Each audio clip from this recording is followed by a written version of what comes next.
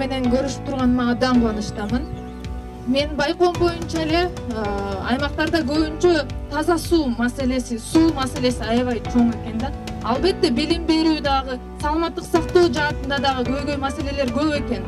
Ошолорду дагы мындай чечип бергенге колуман келген аракетимди жасап берем.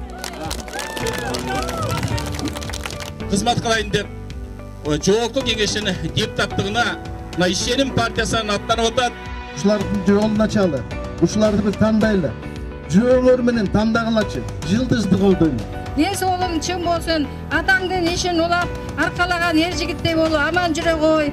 Ушуга ишеним көрсөтүп коюңарды суранам. Кайда жүрсөң аман бол. Эл журтуңа кайрымдуу бол. Үйлөгө кайрымдуу бол. Атаңдын арбагы өсүңдүн тыңдыгы менен колдоңуз.